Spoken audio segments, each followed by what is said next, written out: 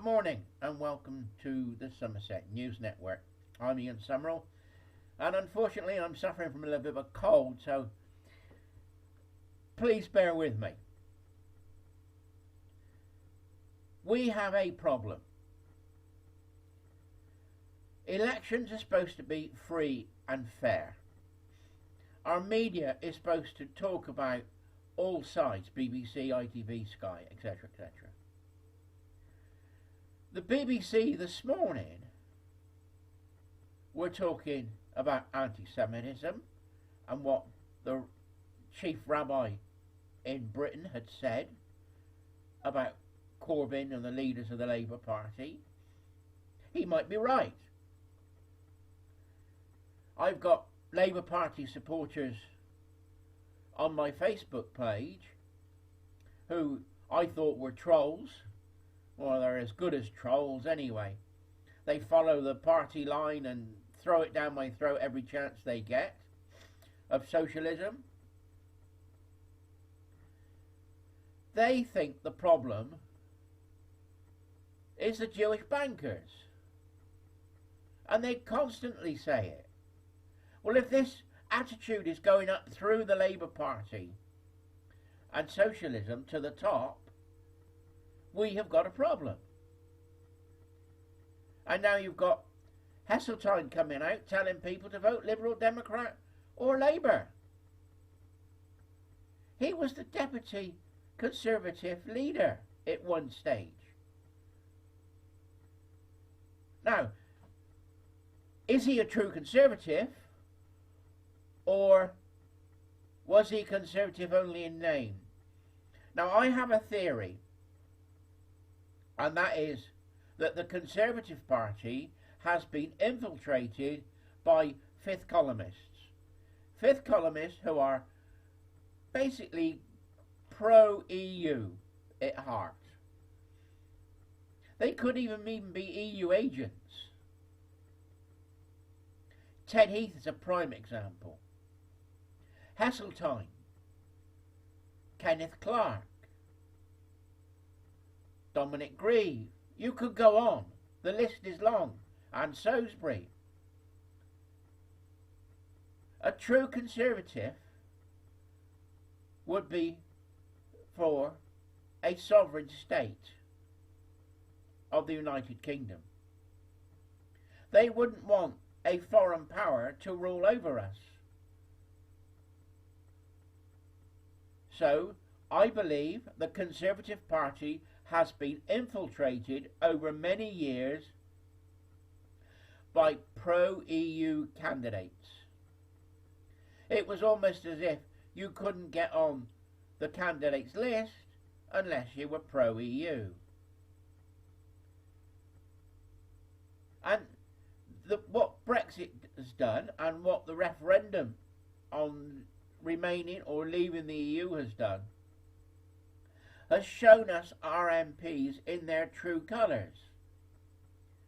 They're either remain or leave. People like Bill Cash, he is a true Tory. And they start talking about, Kenneth Clarke starts talking about one nation conservatism. What he means is one nation socialism linked to the EU. Let's get this right. I think it's a good thing that we had the referendum. It's shown us our MPs for what they are. Now they talk about sovereignty. What do I mean about sovereignty? I've had people have a go at me on Facebook. What do you mean about sovereignty? The law is made by the jury system, 12 good men and true. Sovereignty lies with the people, us, me and thee, because we have the power to vote and put in a candidate who we believe is the best guy for the job. If it's Conservative, Labour or Liberal Democrat. And now Brexit Party. for Parliament to be sovereign, it should not have to make laws and rules coming from another country. The EU is another country. At the moment, we are a region of the EU. We are not a sovereign nation. Ministers tell us that they have to put through an Act of Parliament because it's EU rules. The EU law has come from commissioners, unelected commissioners of the EU. It then goes to the European Parliament. They talk about it and rubber stamp it. They put through directives that we have to follow. If we have to follow EU directives, we are no longer a sovereign nation. That is what I mean by sovereignty. And if you take it down to its basic form, the people are sovereign because we have the vote. And lots of people have argued that argument with me, that it's MPs and Parliament that are sovereign. To have a sovereign Parliament, we have to be out of the EU. We are not sovereign as long as we stay in the EU. The only way we can do this, as I've said it before, is we have to vote smart. Now, Brexit Party has pulled out where there's Conservative sitting candidates. So if you're a Brexit Party supporter, you are going to have to vote for Conservatives in those seats. Here in North Somerset we got Liam Fox, who luckily voted to leave the EU. So we're on. I would like to have been able to vote Brexit, but I'm unable to do that. So what I'm doing is I'm voting Liam Fox, who is a Conservative, and I will hold him to his word that we will leave the EU. I will hold him to his word that we will be out of the customs union. I will hold him to his word that we will take back our borders and our fisheries, and we will be back in control. I will hold him to that.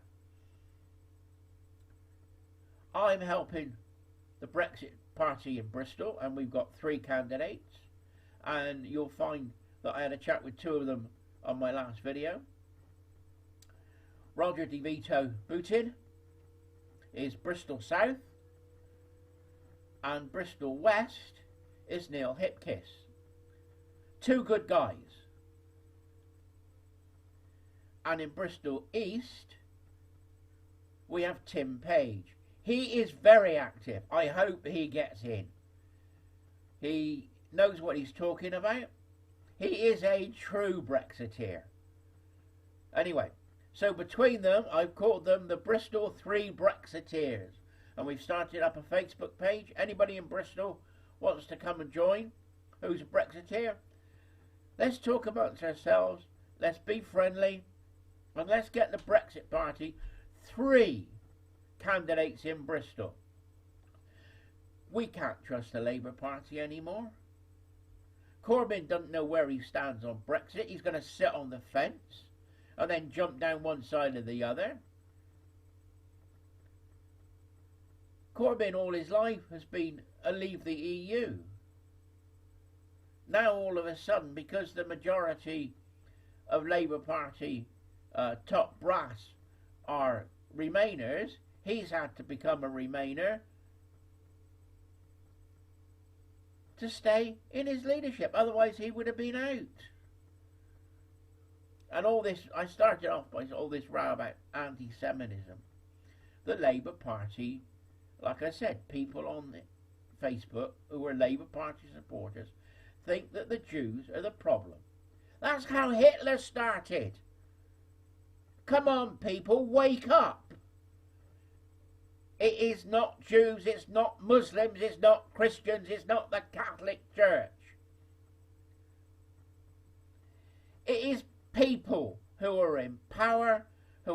working for themselves or for foreign powers that are the problem. Doesn't matter about the religion. They might be hiding behind a religion for it. But it's people, it's the criminals in politics that are the problem. Anyway, Ian, rant over, and I've got through it without coughing. And we'll do another video again when my voice is a bit better. Cheers, Somerset News Network, signing off. Vote Brexit Party.